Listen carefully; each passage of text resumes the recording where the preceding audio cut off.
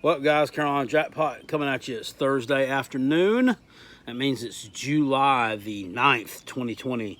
And time for another pick and prediction video for the 2020 college football season. I apologize to all of my fans and loyal subscribers out there. I have not been able to crank these videos out the way I wanted to this year. I just have not been able to do it.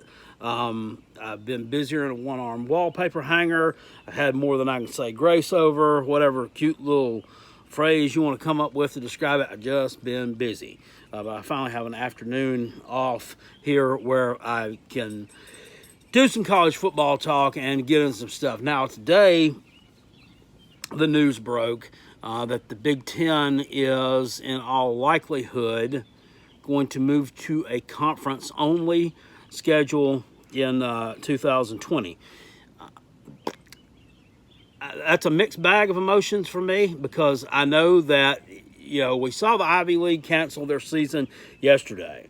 Okay, there is going to be no season in 2020 for the Ivy Leaguers. Now, you got to look at that and say, well, I don't think that Dartmouth is making decisions for Ohio State and Clemson and the ACC and the SEC and the big schools and this and that. But also, as brought up last night on our podcast, they were the ones who canceled their basketball tournament first. So that's just a little nugget of fact. The Big Ten, their move, I think, will in all likelihood be the way that everybody goes that plans on playing college football in 2020. Do I like it? I do, because, it lets me know that in all likelihood there will be a season. We will get some sort of a season. Is it going to be the season that we're used to? Absolutely not. Is it the season that we want? Absolutely not. But it is a season. It is something. And, there's going to be a lot of matchups there. The Big Ten out-of-conference matchups that you don't see. You won't see the Ohio State-Oregon. You're not going to get to see that Penn State-Virginia Tech game. Just whatever else. The Michigan-Washington game in Week 1 will not happen. But at least you will get to see the games that essentially really matter. We'll lose our out-of-conference games at South Carolina if the SEC chooses to go the same way. It's whatever. It is what it is.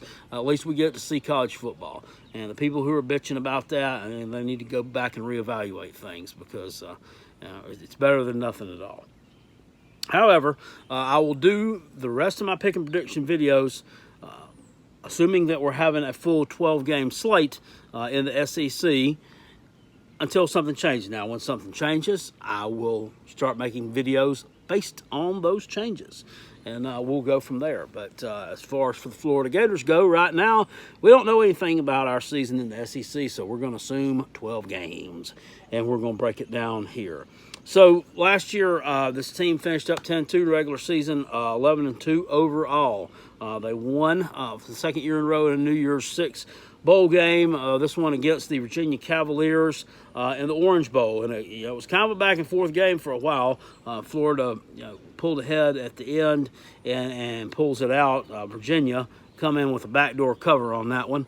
Really pissed me off, but that's how the game is played.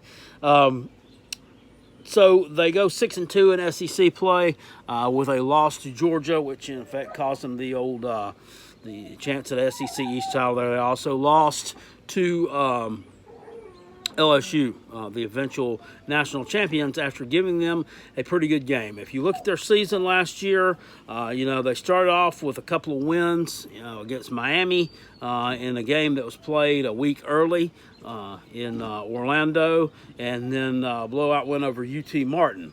And the Kentucky game, they fell behind on the road, and their quarterback, Felipe Franks, gets injured. His knee gets injured, I believe it was, in about the third quarter there. In comes Kyle Trask, a guy who really hasn't played a lot, and the rest is history. Kyle Trask went on to have a great season, threw for almost 3,000 yards, 25 touchdowns, against only 7 interceptions. Felipe Franks, for who he is, I think got a lot of flack from, maybe not necessarily from Florida fans, but, my God, dog. Came back, my dog escaped. I swear, this dog is 8 months old. He's a hound mixed with something. I don't know, sooner maybe. But he is an escape artist. He's become one the past couple of months. And when he's a full-grown doggy, I'm sure that he will be able to write a book on how to escape from the backyard via the front porch underpinning of a trailer home in South Carolina. Bestseller. But that remains to be seen, and won't be happening again because I blocked him up. Anyway, getting back to the Gators and Felipe Franks, I think the guy will make an impact at Arkansas this year. I think he was an athletic kid, maybe didn't have the best fundamentals in the world, but in 2018, his numbers were really, really much improved over what they were in 2017. And in 2017, they were admittedly shit show-like. But in 2018, under Dan Mullen's tutelage, he really turned a corner and was playing a lot better there. It's kind of unfortunate that he went down because, I mean, a lot of Gator fans will sit there and tell you, oh, well, we would have won 8 ball games with Felipe Franks as the quarterback. But, I don't think so. I think you would have ended up about where you ended up at. You may have lost one. He didn't make the best decisions, but anyway, that's water under the bridge. He's gone. Trask has got some receivers around him to work with, okay, notably Trayvon Grimes and Kadarius Toney, as well as Jacob Copeland. Some kids that seem like they've been there for 100 years, the first two anyway. They put Grimes back there to take back a lot of punts and kicks, didn't it? Really athletic kid. Or was that Freddie Swain? Freddie Swain was the kid that graduated, or he's not there anymore. At any rate, you have a good receiving core coming back. Florida always seems to be pretty well stocked at the receiver position. The one position there that you're really good at is tight end. Kyle Pitts, the guy that gave the Gamecocks fits last year, he's 6'6", just a man among boys, mismatch for a lot of teams. This guy will definitely play a lot on Sundays, but he's got some work to do for the 2020 Gators, and I think that hands down he will be your biggest threat catching the football. On the defensive side of the ball, you're not too bad. You come in with the number 9 overall defense from last year. Only 5 starters returned from that, but you did rotate a lot of players in and out. As far as for the SEC, your defensive line and your defensive backfield ranks as one of the better ones in the SEC. Which is a good thing to have. Also didn't hit on running back position earlier. You lose LaMichael Pirine, who was there for a few years, and he was a serviceable back. He was okay, rushed about 700 yards last year. He's really good catching the ball, too. People don't talk about how good Pirine was at catching passes, but he really was. This year, that starting position is going to be taken over by Damian Pierce, a guy who rushed for about 400 yards last year, and I know where about 70 of it came was in a game against my Gamecocks where he took a pitch and took off down the left sideline there, in which your wide receiver, what's his name, Tyree Cleveland, held a Gamecock defender by the collar of his jersey and shoulder pads for about 20 yards down the field. But, that didn't get called holding in that game, which was unfortunate because that definitely was a holding penalty. That was not a touchdown. However, it was ruled that way. Anyway, we're not going to talk sour grapes here. We're going to talk 2020 and what I think you're going to do.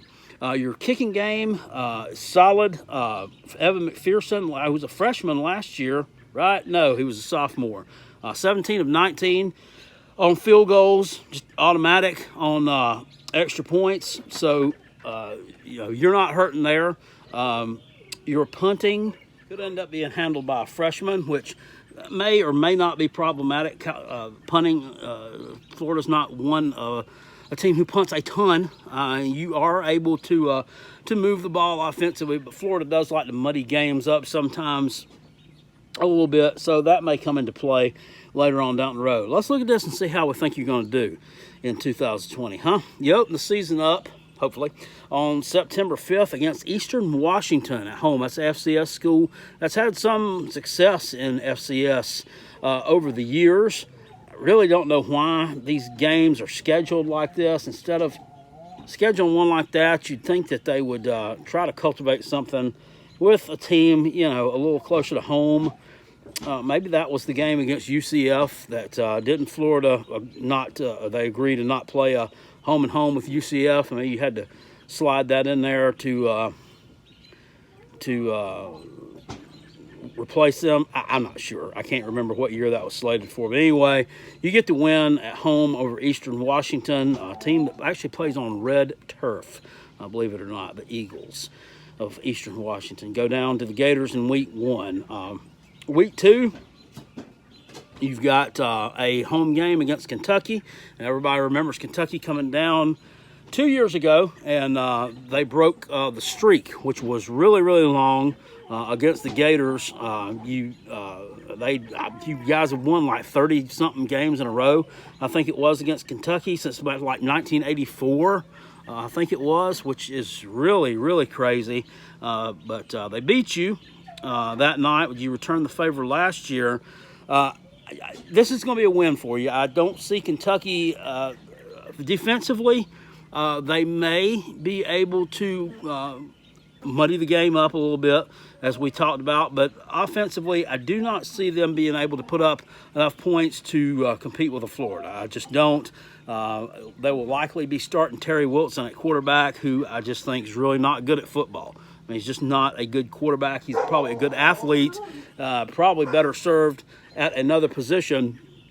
And they do have a transfer player in there from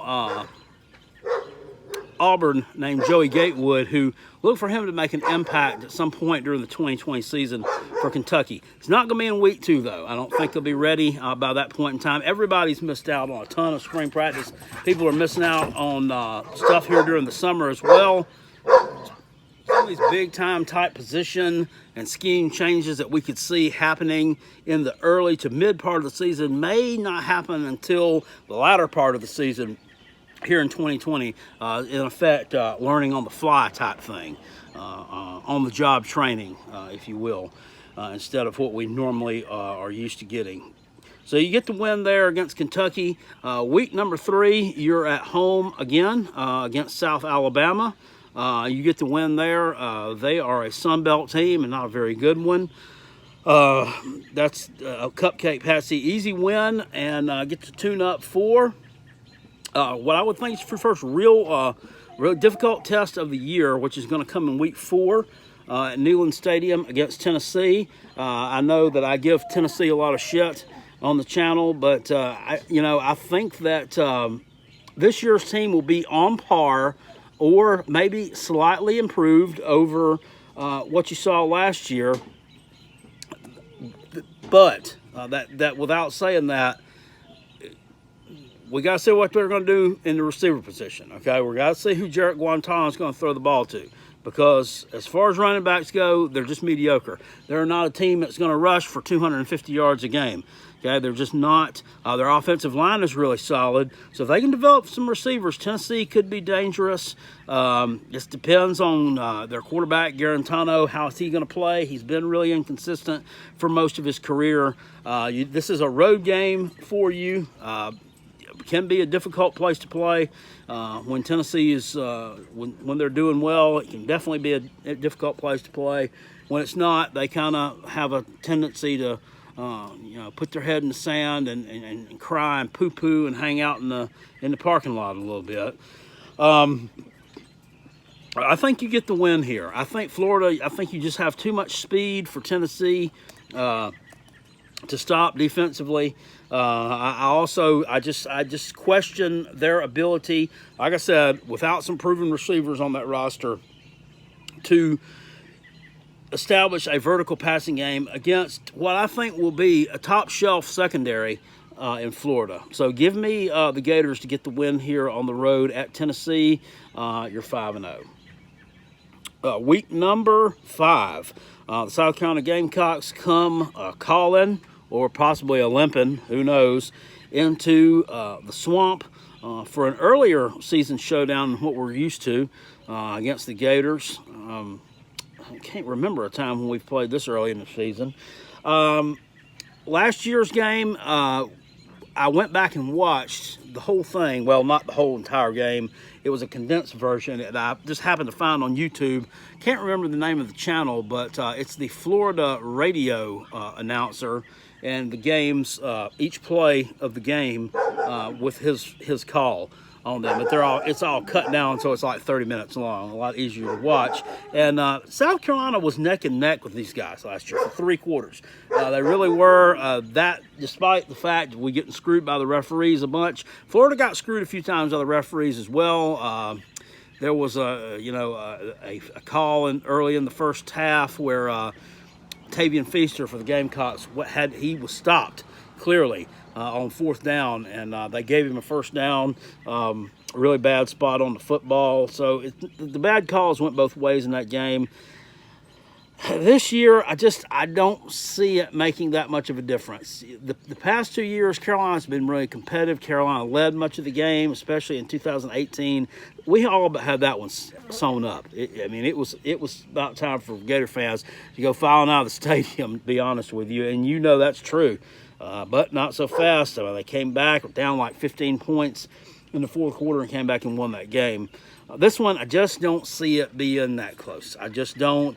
I've talked oftentimes in the offseason here about the fact that we really just don't know what we're going to have at South Carolina from the skill positions. We just don't. The only skill position questions that you really have is at running back.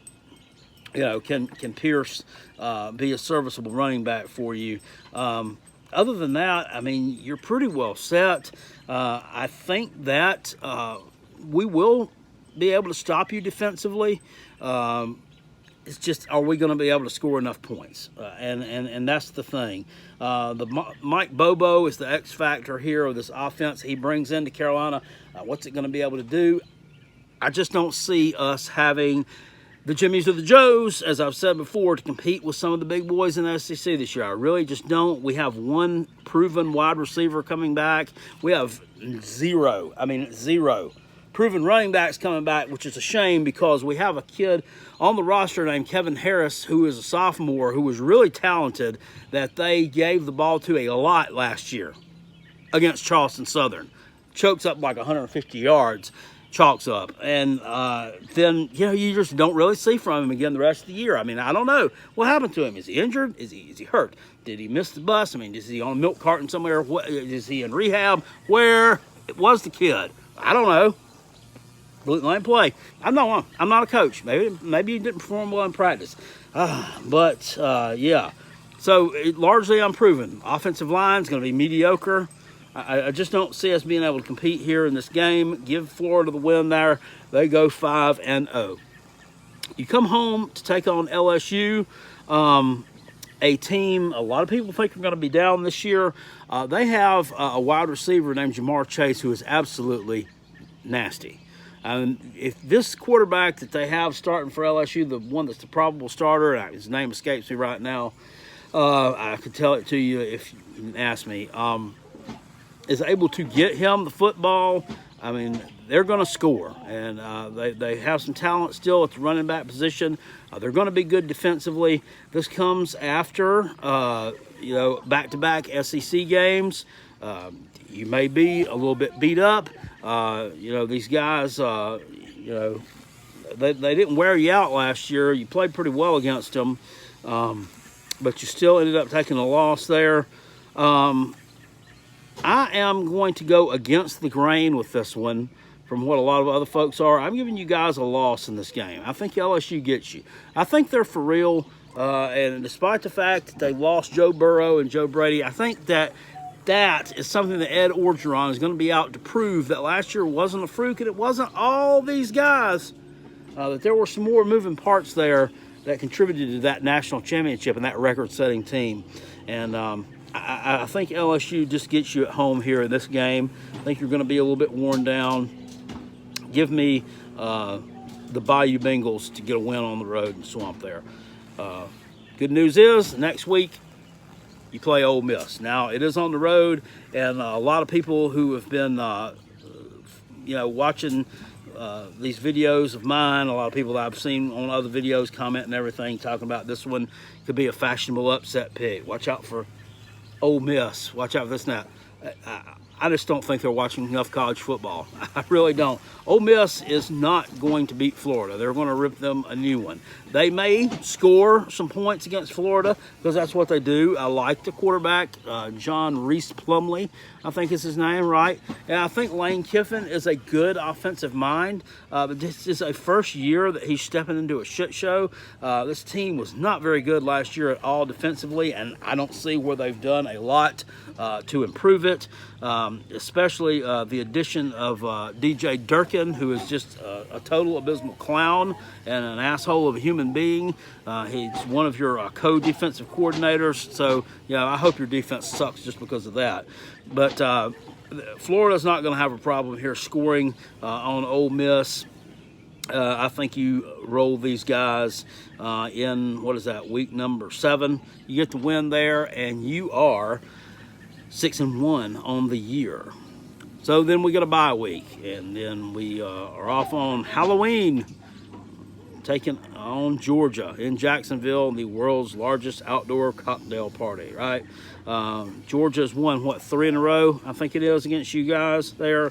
So Florida is ready for a win. Got blown out in 2017. The last 2 years have been pretty competitive, and this game is generally a good game. It's a good atmosphere there. You get the crowd split down the middle there.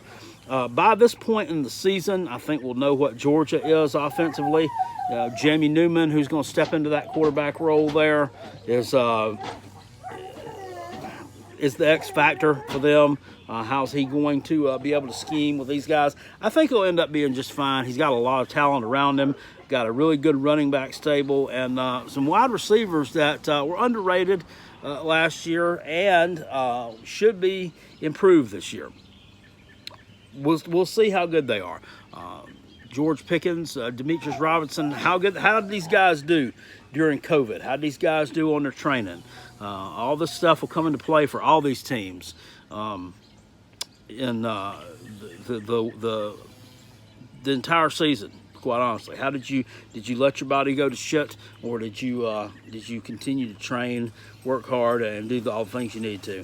I stole that off another podcast, but I thought it was an interesting nugget.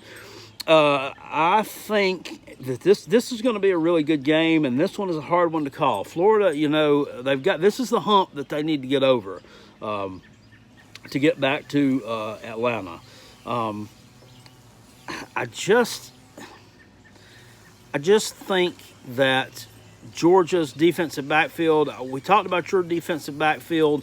Georgia's defensive backfield, led by Richard LeCounte, it's going to be one of the best in the country. They are going to be really good.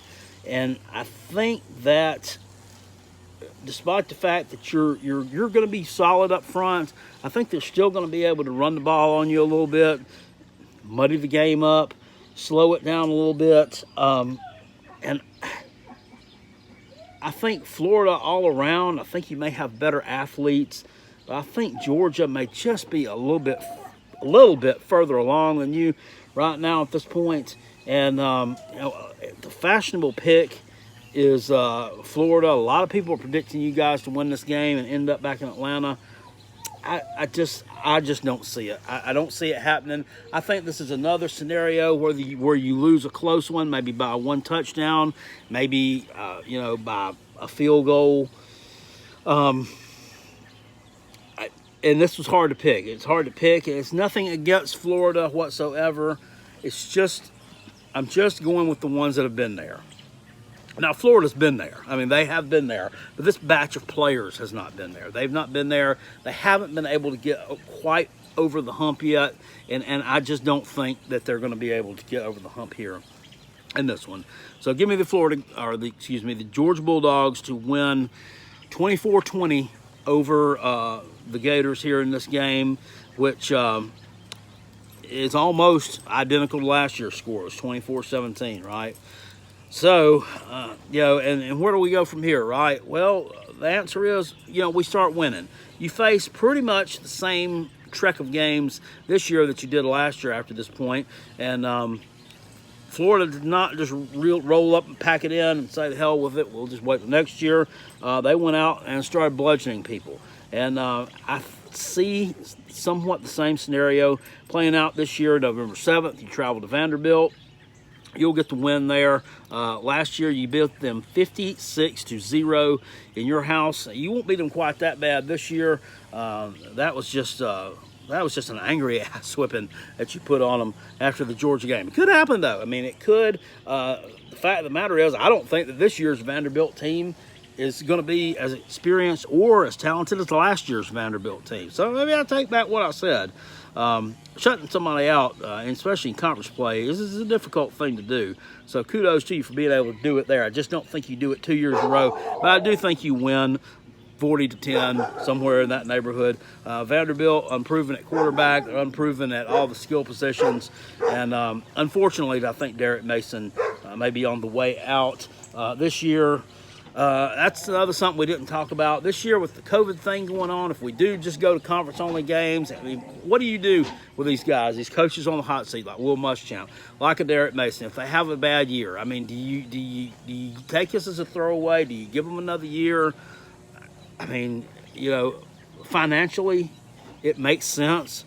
From a university standpoint, as far as just the way you look from the outside looking in, it kind of makes sense because you kind of look like an asshole if you let somebody go that has an abbreviated season that really didn't have a chance to prove themselves. But Carolina Jackpot is all about winning football games. That's what I want to see. Will Muschamp hasn't produced for us in the 4 years that he's been the head coach here. No reason to think that year 5 is going to be any different, or is it year 6? That's year 5. I don't know. It's been so bad I lost track. Anyway, you get the win there against Vanderbilt. November 14th, you have a home game against the Missouri Tigers. Game you won last year, 23-6. I follow Missouri a good bit. I listen to one of their podcasts. I think it's pretty interesting. Don't sleep on this team. Don't sleep on them.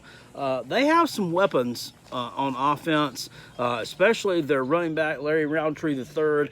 They're going to have a quarterback coming in named Sean Robinson, who's coming in from TCU, was injured much of the last 2 years, basically. But Robinson's ready. He's transferred. He's cleared to play now. And I think this kid will offer a dynamic that a lot of the SEC teams haven't been able to see. It's a dual threat type quarterback. Yeah, I know they said they were going to have that last year, and Kelly Bryant, I don't think he lived up to expectations, to be honest with you, at Mizzou.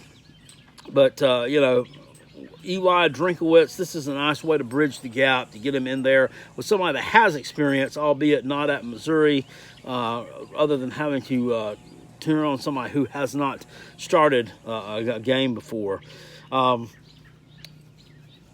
he gets his own players in there, and starts building the program his way.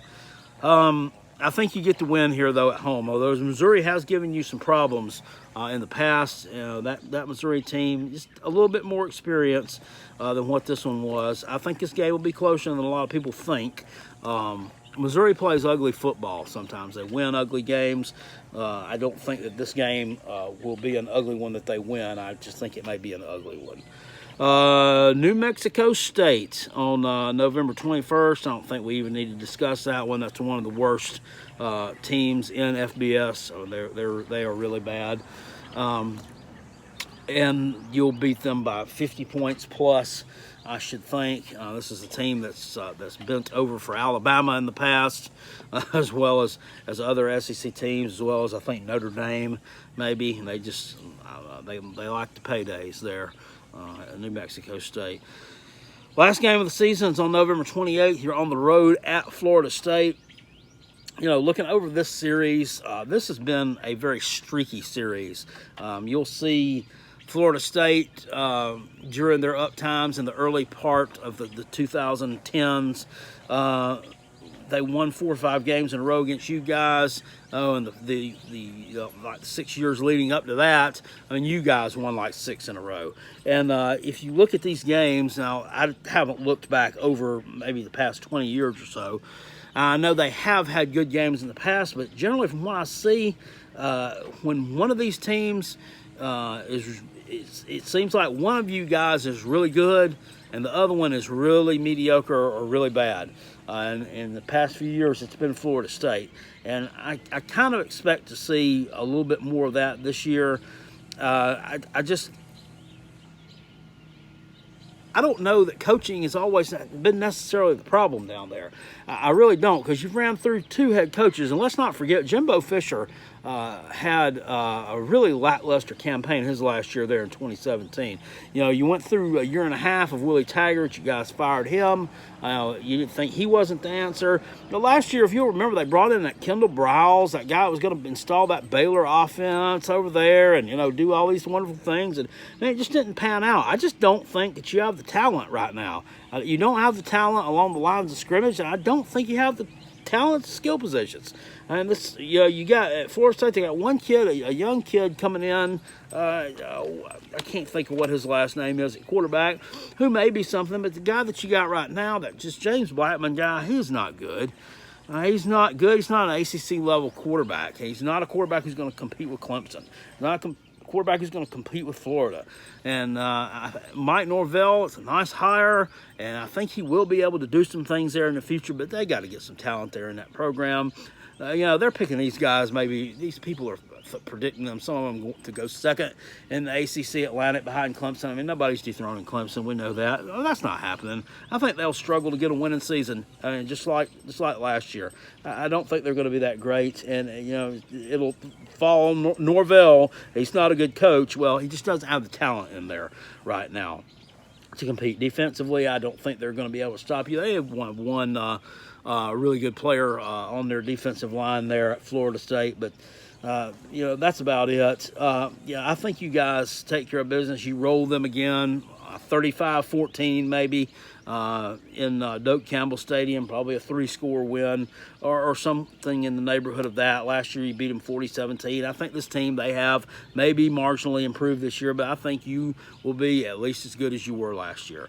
And that's the final record. That's where you end up. You're at least as good as you were last year. You end up with a 10-2 record.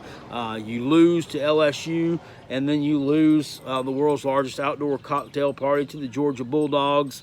Sorry, that's just the way I see it. I could be wrong. That Georgia game is one that I'm really not sold on 100%. I mean, it could go back and forth. You guys could finish up 11-1 this year. However, 10-2, 3 years in a row is nothing to scoff at. But yeah, I get it. After you finished, you know, 10-2 in 2018, you wanted to take it to the next level the next year, but you just couldn't because, I mean, you faced a really brutal schedule, and LSU's your permanent crossover. And my God, I mean, they were the best football team on the planet last year. Wasn't even close. So nothing to scoff at there, but I do think you end up making a New Year's Six bowl. A lot of people see you play in North Carolina in the Orange Bowl. See you in the Orange Bowl once again. So that could happen.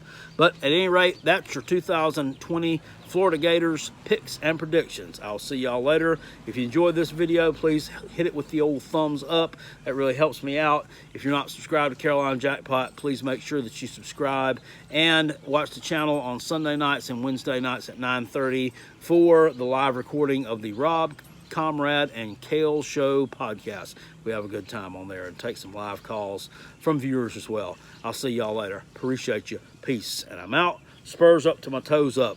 Fire, Coach, bomb. Woo! It's a great day to be a Gamecock.